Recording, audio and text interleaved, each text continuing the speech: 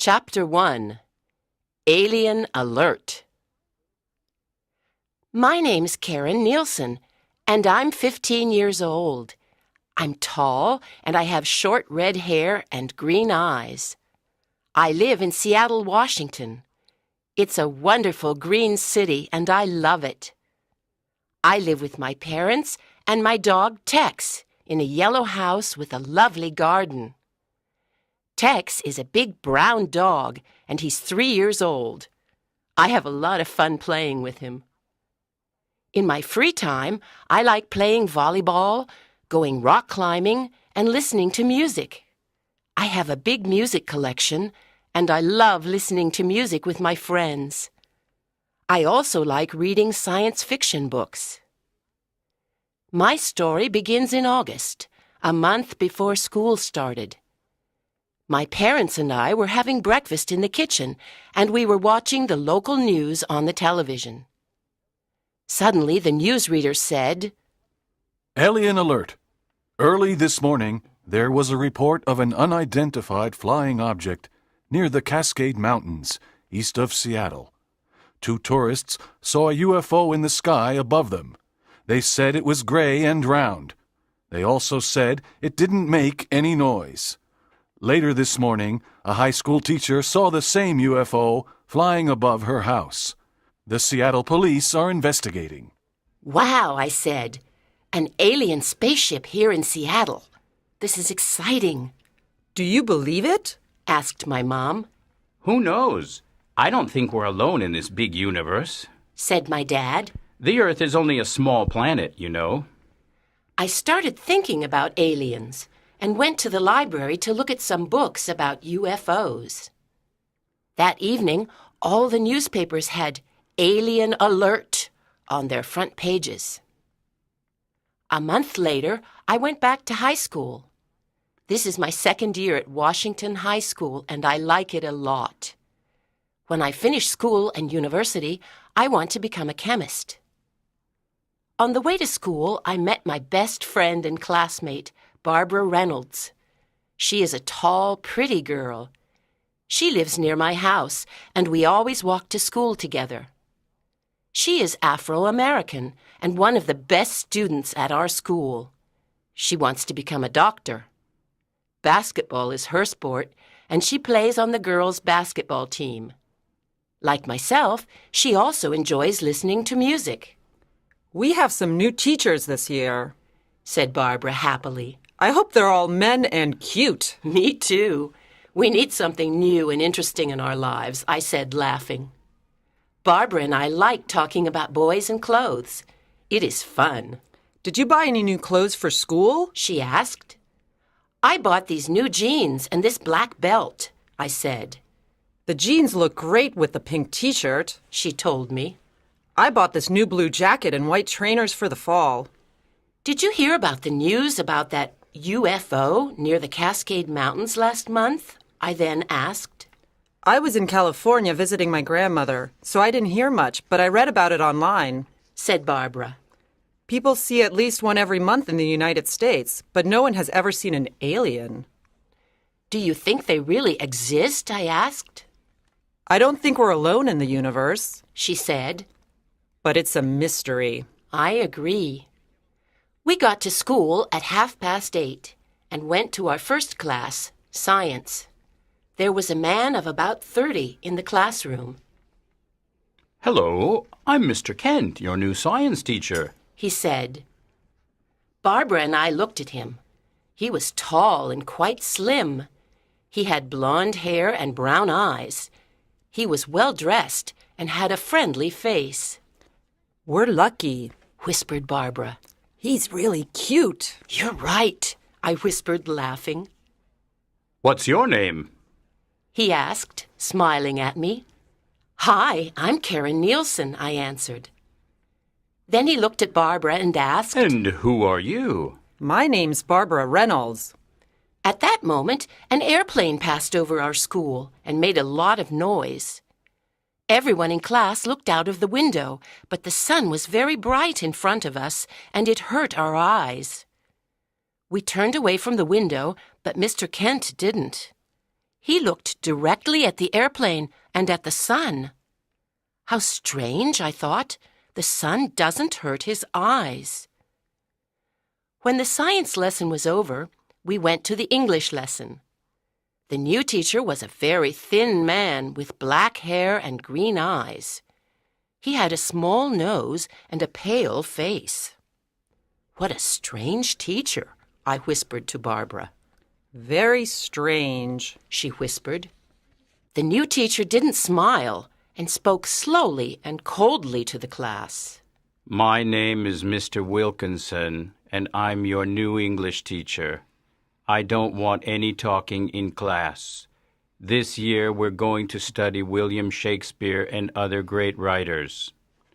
Ugh, how boring, said two boys who were sitting at the back of the class. Stop that now, said Mr. Wilkinson. Now open your literature books at page 5.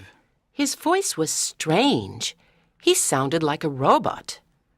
Barbara touched my arm and whispered, He's terrible. How are we going to survive this class? I looked at her and whispered back, I have absolutely no idea. Chapter 2. A Strange New Teacher. Everyone at school had lunch at 12:30 in the cafeteria. I always had lunch with Barbara and Walter Andrews, a 16-year-old boy.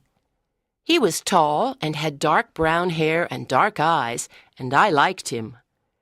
He was a quiet boy and didn't have many friends. His favorite subjects were math and science, and he liked computers a lot. His parents were divorced, and he lived with his father and his cat, Tootsie. He was often lonely because he never saw his mother, and his father was always at work. He loved Tootsie and spent a lot of time with her. What do you think of our new teachers? I asked Barbara and Walter. Well, I think Mr. Kent is really cute. He's friendly, too, said Barbara. But did you see the way he looked at the airplane? The sun didn't hurt his eyes, said Walter. Did you hear Mr. Wilkinson's voice? I asked. He talks like a robot. His voice is so cold. And he's unfriendly, said Barbara. Hey, look over there. Look at what he's drinking, whispered Walter. We all looked at Mr. Wilkinson, who was sitting by himself in a corner of the cafeteria. He had a strange lunch. There was a glass of green juice in front of him, and on the table there were some black pills. He put 2 of them into the glass, and the green juice started to make bubbles. Then suddenly it changed color and became red. Mr. Wilkinson took the glass and slowly drank the mysterious red juice. We looked at each other nervously, but then started laughing. How can he drink that? I said. Perhaps it's a new diet, said Barbara. And that's why he's so thin. I don't think so, Walter said. There's something strange about our English teacher, I said. The next morning, during the English lesson, Mr. Wilkins started asking us some personal questions. Andrews, Walter Andrews, said Mr. Wilkinson. Tell me something about yourself. Walter was surprised because teachers didn't usually ask personal questions. Well, I like computers, and my hobby is astronomy, he said. I have a small telescope, and I like looking at the stars. I have a pet called Tootsie. She's a black and white cat. Good. You have an interesting hobby. Thank you, Walter, said Mr. Wilkinson. He then asked other students about their life and hobbies. I thought, perhaps he wants to know more about us. How strange. Then I looked at him carefully and I noticed something. His eyes were not green anymore. They were a different color today. I suddenly had an idea. I put up my hand and asked, May I go to the bathroom, please? Yes, of course, Mr. Wilkinson answered. As I walked towards the door, I looked at his eyes again. I was right. They were blue. They looked like the sea. I was surprised and a little scared. That afternoon, I decided to go to Walter's house. He was sitting in front of his computer. He was very interested in aliens and life on other planets. There were posters of the solar system and the constellations on the wall of his room. "Did you hear about the alien alert last month?" I asked. Yeah, in the Cascade Mountains, right near Seattle, said Walter. The news was exciting, but the police and the newspapers never tell us the truth. I'm sure there are UFOs and aliens in the universe. "What are you looking at now?" I asked. I'm on the internet, on the International Space Club site, he said excitedly. Listen to this, Karen. Something very important is happening. A comet is passing through the Virgo constellation. When a comet and a constellation meet, aliens can travel to our planet. Everything is right for intergalactic voyages. "What are intergalactic voyages?" I asked. They're when you can travel from one galaxy to another, Walter said. They can take place only at special times. For example, when a constellation and a comet meet. Some people say aliens come to Earth to attack us, but I think they want to study us. "Wow, you know everything about space," I said. I love space, said Walter, smiling. I want to become an astronaut. I want to go to another galaxy and perhaps meet aliens. "Wow, that's interesting and dangerous," I said, and started thinking. Suddenly, I had an idea. "Perhaps Mr. Wilkinson is an alien," I said slowly. What? He cried, looking at me. Oh, Karen, you read too many science fiction books. He's not an alien. "Well, his voice doesn't sound human. His eyes change color, and he has a very strange lunch," I said. What do you mean his eyes change color? He asked, surprised. "Didn't you notice?" I said. "Yesterday they were green, and today they were blue." Are you sure? He asked. "Of course I'm sure," I said excitedly. "Listen, Walter, there was a UFO sighting last month, and Mr. Wilkinson is a new teacher at Washington High. No one knows where he comes from. Perhaps he arrived on that UFO." Walter looked at me with his big, dark eyes and said, Well, it's possible. He has got a very strange face, and his voice is really cold. Perhaps he is an alien. And that's why he asked us those personal questions. He wants to study us. "Exactly," I said. "But let's study him, too. We can follow him and see where he lives." Chapter 3. A Sad Story. Good morning. Mr. Kent said, smiling. Today we're going to the lab to do some practical work. The lab was a big room with long tables, chairs, and big cupboards. There were white mice in cages. When Mr. Kent walked by their cages, they all started running around and making a lot of noise. What's the matter? Laughed Mr. Kent, speaking to the white mice. Are you afraid of me? I won't eat you. Then he looked at the class and said, Today's lesson is about worms. I'm going to give you some worms, and you have to cut them in half. The two pieces can live and move by themselves. You'll see. I was not happy. I looked at my worm. It was long and green. I didn't want to cut it. Karen, are you afraid of your worm? Asked Mr. Kent, smiling. Give me your knife, and I can help you. His arm touched mine, and I got an electric shock. I jumped up from my chair. What's wrong, Karen? Asked Mr. Kent. "Oh, nothing, nothing," I said, trying to smile. He cut the worm and then walked to the next table to help other students. I wrote a note to Walter and told him about the electric shock. "Walter," I whispered. He turned around and I gave him the note. Walter and Karen, what are you doing? Asked Mr. Kent. What do you have in your hand, Walter? His voice scared me.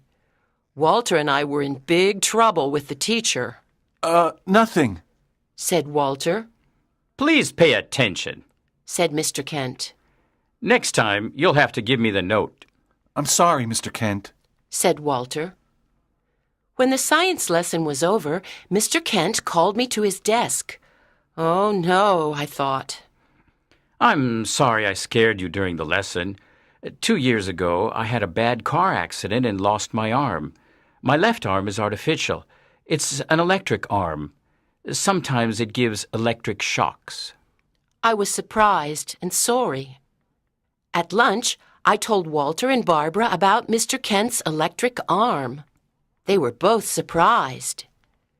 As we walked out of the cafeteria, we saw Mr. Wilkinson, Hello, Mr. Wilkinson. said Barbara. Oh, hi. He said, looking at us. His eyes were green again, but I didn't say anything. At 3:30, Walter and I ran out of the school and waited for Mr. Wilkinson to walk by. We saw a lot of students and teachers, but we didn't see him. Finally, we saw him walking down the street, and we followed him silently. He lived near the school in a pretty white house. There was a small garden around it and a big tree near the front door. He walked into his house, and we went quietly to a window and looked inside. He put some books on the kitchen table and opened the refrigerator. He took out a bottle of the horrible green juice and put it on the table. Then he went upstairs, Oh, no. said Walter. He went upstairs. No problem, I said. I can climb up this tree, Are you sure? asked Walter, surprised. Of course, I said, laughing. Don't forget, I go rock climbing, Well, be careful, Karen. said Walter. I climbed up the tree, and I could see Mr. Wilkinson's bedroom, What's happening? whispered Walter.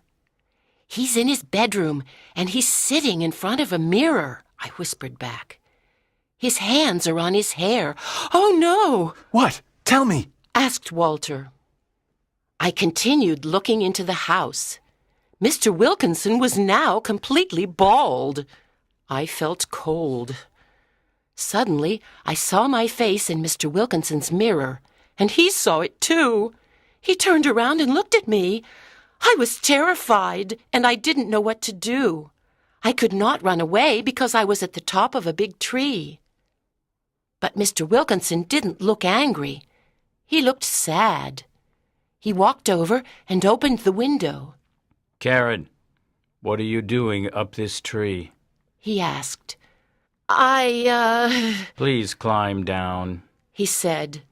I want to talk to you. I climbed down the tree, and Walter was waiting for me.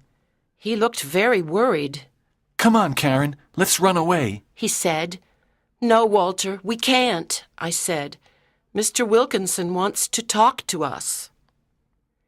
Mr. Wilkinson came out of his house and stood in the garden. You students think I'm strange. He said quietly. I can understand why. Walter and I were terrified. Let me tell you my story. Last year, my doctor told me I was very ill. I had cancer. Oh, how terrible! I'm really sorry, I said. Yes, it was terrible. I had an operation and then chemotherapy. After the operation, I lost my voice, so now I speak with a type of artificial voice. That's why my voice sounds strange. I lost all my hair from the chemotherapy, so now I wear a wig. We didn't know. Said Walter. Mr. Wilkinson, we're very sorry about our terrible behavior. Said Walter. Yes, please forgive us, I said. Oh, don't worry. I am getting better now, which is good. He said quietly. May I ask you a question? Walter said. Of course. What's that green juice you drink at lunch? Walter asked. He smiled and said, The green juice and the black pills are medicines. But Why do your eyes change color? I asked. So you saw that, did you? You kids see everything. Said Mr. Wilkinson. I wanted to do something different, so I bought a pair of colored contact lenses. I thought a new look could make me feel better. Did the contact lenses make you feel better? I asked. Mr. Wilkinson looked at me and smiled. A little. It was nice having something different for a day, but it's my job that is really making me feel better. You like your job, don't you? Asked Walter. I love my job. Said Mr. Wilkinson, smiling. It's wonderful to work with young people like you. Do you like Seattle? I asked. Yes, I do. Said Mr. Wilkinson. It's a beautiful city with lots of parks and fun things to do, and I'm starting to make a few friends. Good, I said, smiling. Welcome to the Emerald City. We all laughed. Chapter 4. Who's in the computer room? After leaving Mr. Wilkinson's house, Walter and I talked about our visit. Both of us felt very sorry about our behavior. I think we learned a big lesson today, said Walter. Some people seem strange because they have problems, big problems. But they're people just like you and me, and they need our help and friendship. I agree with you, Walter, I said. But we learned 2 important lessons today, thanks to Mr. Wilkinson. We must help and understand others. And it's not nice to invade someone's privacy. I thought about Mr. Kent and his artificial arm. He was another person with a big problem. Well, the mystery is solved, I said. Mr. Wilkinson isn't an alien. He's a very nice teacher. We walked in silence for a few minutes. We were both thinking about Mr. Wilkinson. Hey, do you want to get an ice cream now? I finally asked Walter. Good idea. Walter said. Let's invite Barbara. Yeah, let's, I said. It's almost 5 o'clock and basketball practice is over. I'll send her a text message. 30 minutes later, we met Barbara and we sat down by the sea and ate our 3 large ice creams. So, what's happening? Asked Barbara. We have a lot of news for you, I said. Really? Well, don't make me wait. Tell me immediately, said Barbara, laughing. We told her everything. The news about the comet and the intergalactic voyages and how we had the idea that Mr. Wilkinson was an alien. We told her about what happened when we followed Mr. Wilkinson home and the teacher's sad story. Barbara listened carefully, and she was very surprised. The poor man, she said sadly. What a terrible problem. And he's alone here in Seattle, isn't he? Karen, let's make him a delicious chocolate cake next weekend. My mom can help us. It'll be a welcome present. Yes, let's do it on Sunday afternoon.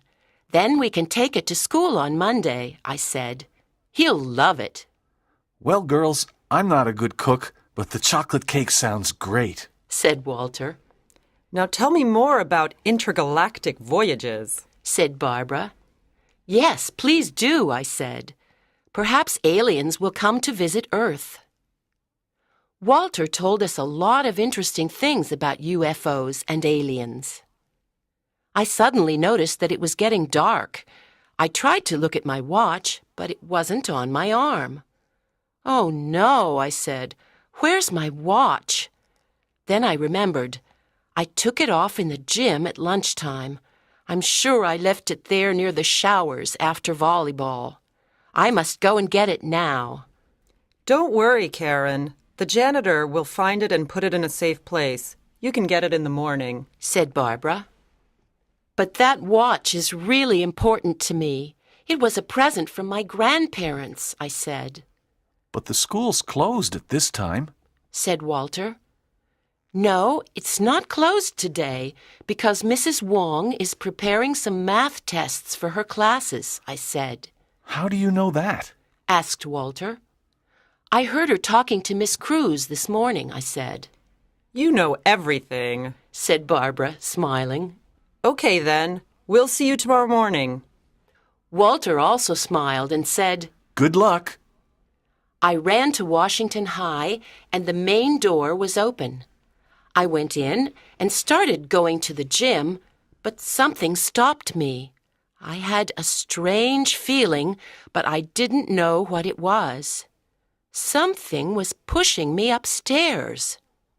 I was afraid because the school was dark and silent. I started going up the stairs to the first floor. Where am I going? The gym is downstairs. Why am I going upstairs? I asked myself. My heart was beating faster and faster. Something was waiting for me at the top of the stairs. I knew it. But what was it? I wanted to run home, but I could not do it. I had to find out. When I got up to the third floor, I saw a light on in the computer room. I went quietly to the door. Someone was working in front of a computer. It was Mr. Kent. He was writing a long line of numbers and letters. Suddenly, I saw the face of an alien on his computer screen. The alien had a green head and big red eyes. It didn't have a nose or any hair. Its mouth and ears were very small. Then Mr. Kent put both of his hands on his head. He closed his eyes and started pulling his hair. He was taking his hair and his face off. Suddenly, Mr. Kent had a green face like the alien on the screen. He was an alien. I was terrified, but I could not run away. He started talking to the alien on the screen. Clyreg is calling home. Clyreg here. He said. All tank Pilex, Clyreg. This is your leader speaking. How are things going? Said the alien on the screen with a strange voice. Everything is fine, Gortz, but I'm tired of this mask. Life as a human is difficult. He said. Your work on Earth is very important. Said the alien. You have to stay there until everything is finished. Did you choose the student who will come to Mitrax? No, I'm going to choose one tomorrow. Said Mr. Kent. What? I thought. He's going to take a student to another planet? This is terrible. There's little time, Clyreg. You have to hurry. Remember, we'll meet you and the student at the old airfield behind the school on Friday night at 9:30 p.m. Don't be late. When the comet leaves the Virgo constellation at midnight, the intergalactic doors close, and then we can't return to Mitrax for another 600 years. I know, Gortz. I won't be late. Said Mr. Kent. Good. But how will you get the student? You can't touch him or her because you're electric. I have a plan. Said Mr. Kent.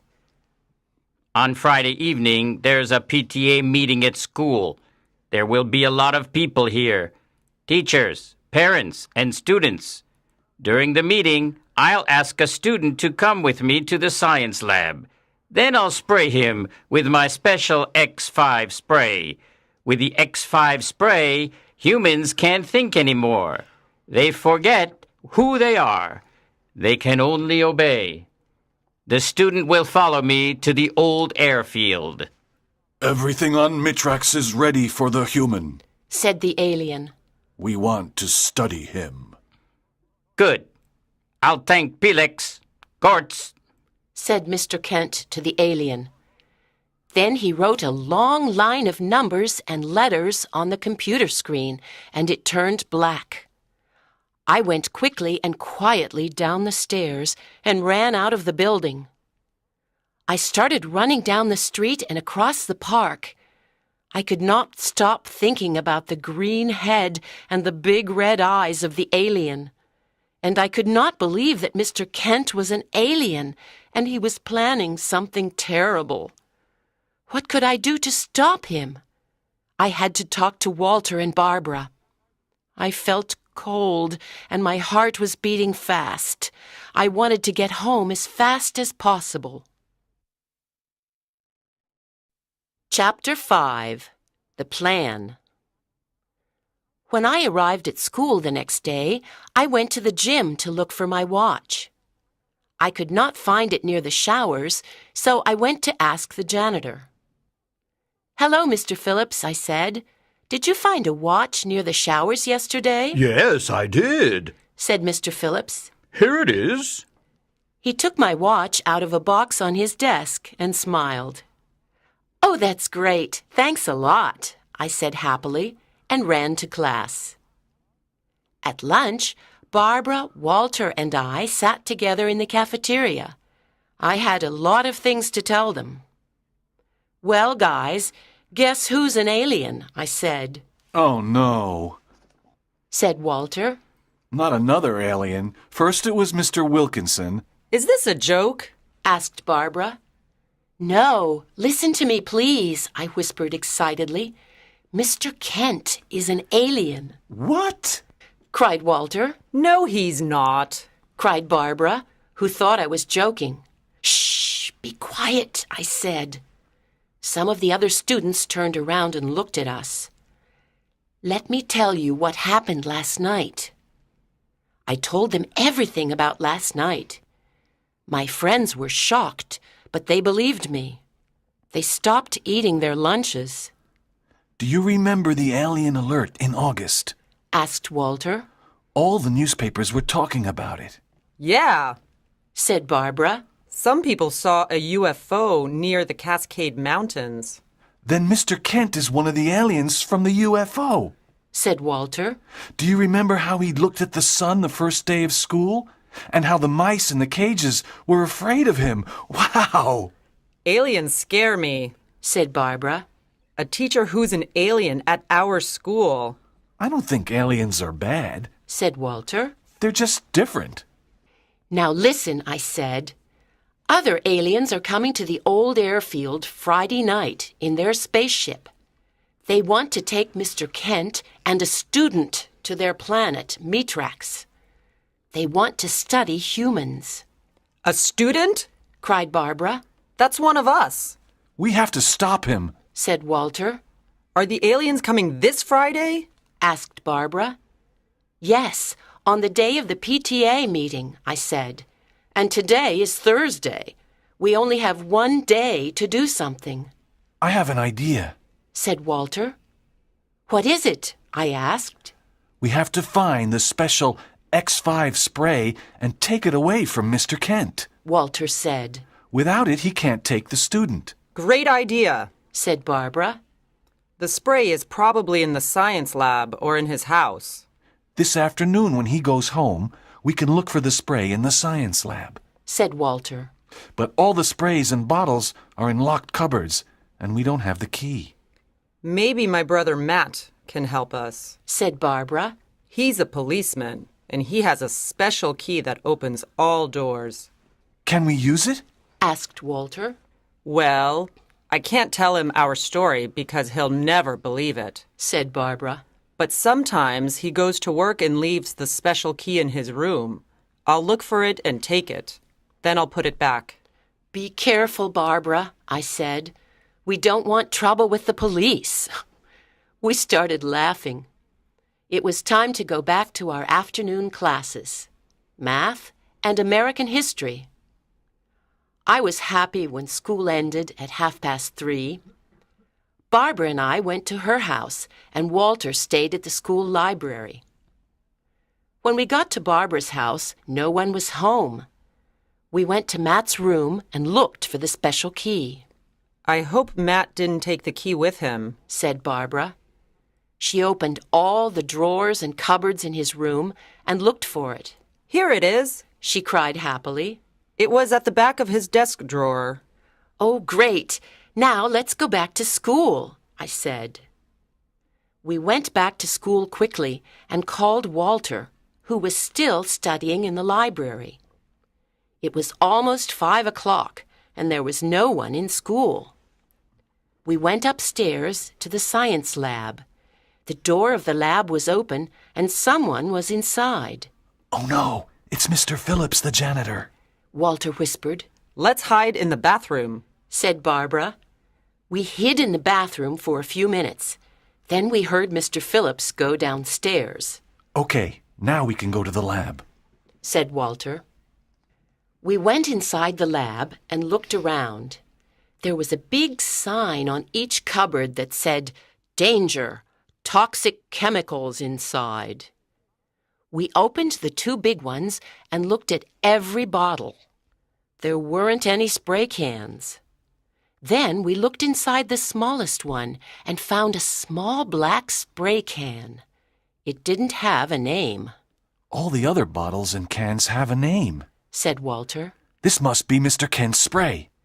He took it out of the small cupboard and said, It's very heavy. "Who wants to take it home?" I asked. Not me. Said Barbara. My mother always looks around in my room. "Mine does too," I said. Oh, I'll take it home. Said Walter. A spray can from another planet. I can study it. Don't spray yourself with it. Barbara said, laughing. Walter, Barbara, and I went home because we had a lot of homework to do. After dinner, the phone rang and I answered it. Hi, Karen. Said Walter. Can you come to my house? I have to talk to you. It's 8 o'clock and I'm doing my homework, I said. Karen, please. This is important. Walter said. Are you all right, Walter? I asked. You sound strange. Please come, Karen. It's important.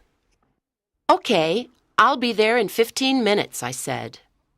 I quickly put on my jacket and ran downstairs to the living room. My mom was reading the newspaper and my dad was watching TV. Tex was sitting next to them. "Mom, I'm taking Tex out for a walk."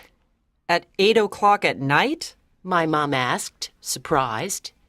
"Yeah, I'm tired of studying," I said. "I really need to take a walk and get some fresh air. I'll be back by 9 o'clock." Some fresh air is good for you, Karen. Said my dad. It's a nice evening. "See you later," I said. Tex and I walked down the street and crossed the park quickly.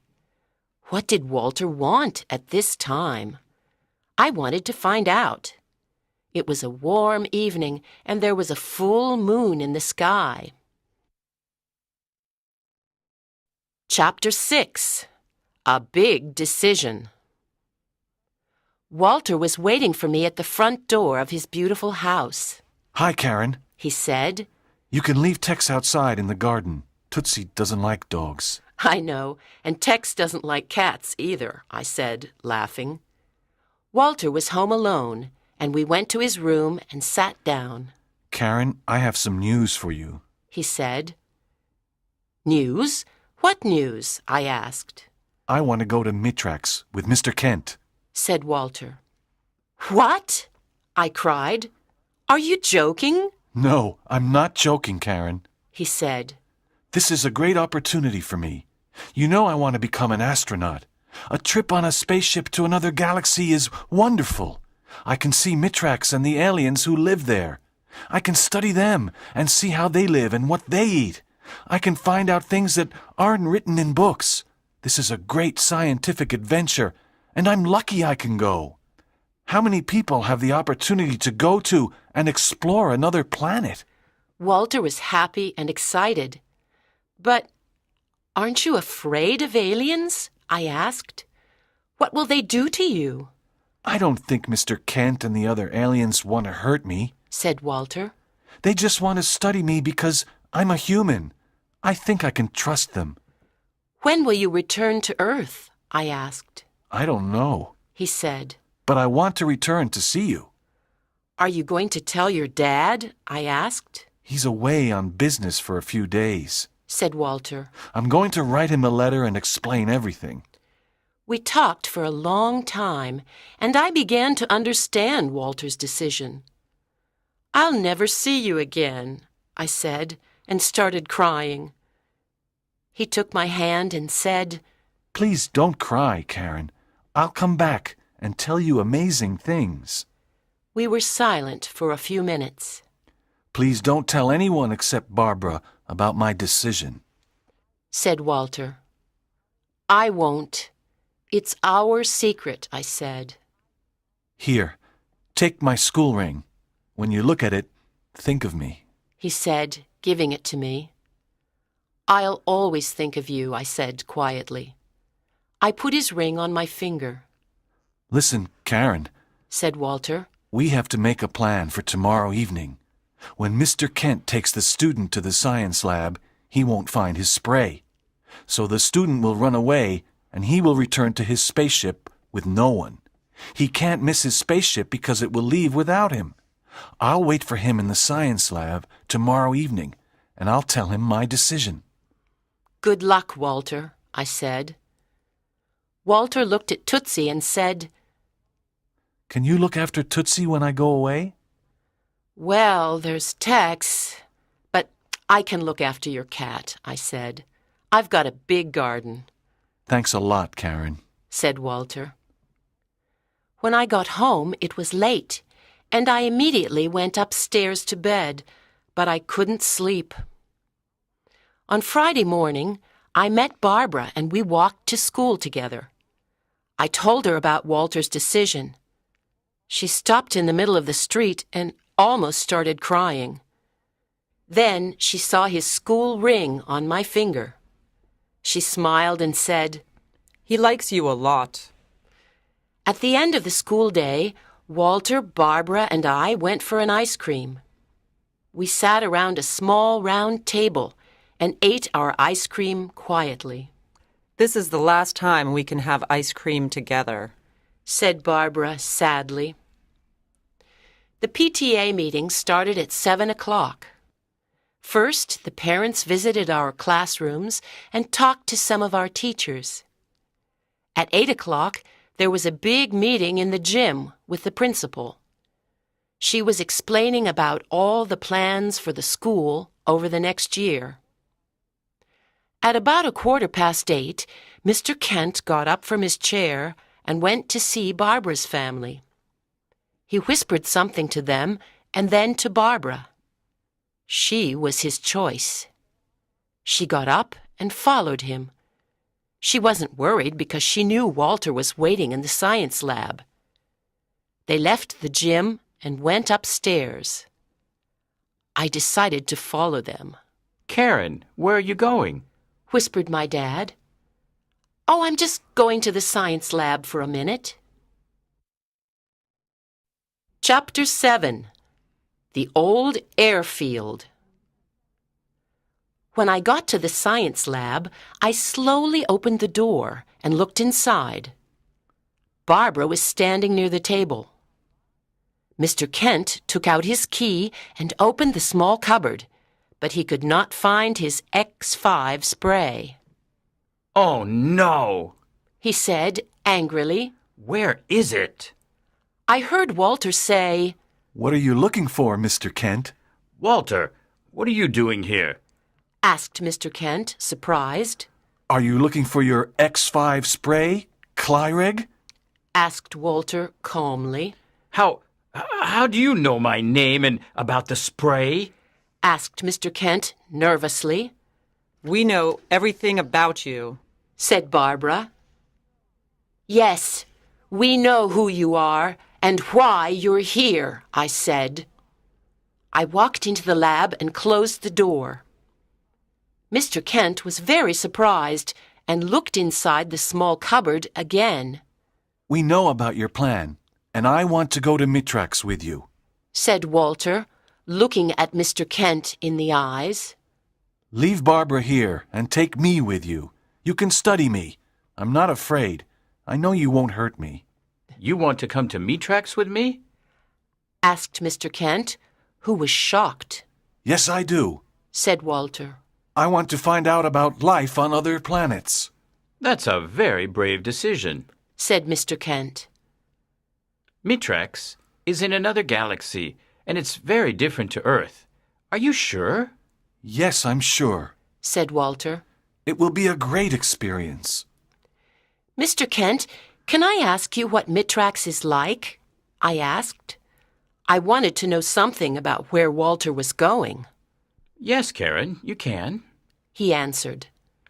Mitrax is a small planet, about half the size of Earth. There are no buildings, and we all live in spaceships. Our technology is much more advanced. Walter will have a lot of fun discovering all the new things. It sounded interesting. I looked at my watch and said sadly, "It's almost 9 o'clock. You're going to miss your spaceship." "Goodbye, Walter, and good luck," One day I'll come back. said Walter, looking at me. Mr. Kent walked towards the door, and Walter followed him, Yes, goodbye and good luck, Walter. said Barbara. Mr. Kent looked at us and smiled. I thought about the green face and the red eyes under the mask. I could not believe what was happening, You humans are interesting. said Mr. Kent. Walter, let's go. We have to get to the airfield before 9:30. Then they ran down the stairs and left the school. I looked at Barbara and said, "Let's follow them. We can see the spaceship and perhaps a few aliens," Yeah, let's go. said Barbara. There was no one at the old airfield. The spaceship was there, but the lights were off. It was gray and round. Mr. Kent and Walter were standing in front of it. Suddenly the lights came on and a door opened. A tall alien came to the door. He said something to Mr. Kent in a strange language, and then another strange voice said, The spaceship is leaving in 1 minute. Walter turned around and said, Goodbye, Karen. Goodbye, Barbara. "Have fun on Mitrax," I said, laughing and crying at the same time. Walter and Mr. Kent went inside the spaceship, and the door closed suddenly. The spaceship lights turned on, and it immediately went up into the night sky silently. Barbara and I watched it until it disappeared. Then we went back to the meeting at school. Barbara went to sit with her parents, and I went to sit with mine. Is everything all right, Karen? My mom asked. "Of course," I said, This is a very interesting meeting. said my dad. When it's over, we're invited to coffee and cake in the cafeteria. "Oh, okay," I said, but I wasn't interested. I was thinking about Walter, Mr. Kent, the spaceship, and Mitrax. Barbara looked at me and smiled. She was the only one who could understand how I felt that evening. 6 months later, the day after the PTA meeting, Barbara and I told everyone the truth about Mr. Kent and Walter. The news was on the front pages of every American and foreign newspaper. There were hundreds of articles about the UFO, Mr. Kent, Walter, and Mitrax. Journalists came to our school and interviewed us. They took pictures of us and the old airfield. TV stations from all over the world also came to film Washington High School. The news was on television for weeks. Then things slowly started to get back to normal. At school, we now have a new science teacher. Her name is Miss Lundberg, and I don't think she's an alien, but who knows? Mr. Wilkinson is feeling better, and he often smiles and laughs. He's starting to eat a big lunch in the cafeteria, like everyone else. We all like his English class because he is an excellent teacher. He'll be our English teacher next year, too. Tootsie now lives with us, and she's happy. She and Tex fought a lot in the beginning, but now they're friends and they play together. Barbara and I often talk about Walter, Mr. Kent, the spaceship, and our great adventure. Some evenings I sit in the garden, look at Walter's ring, and look up at the sky. I think of him on Mitrax. Good night, Walter, wherever you are. I hope to see you soon.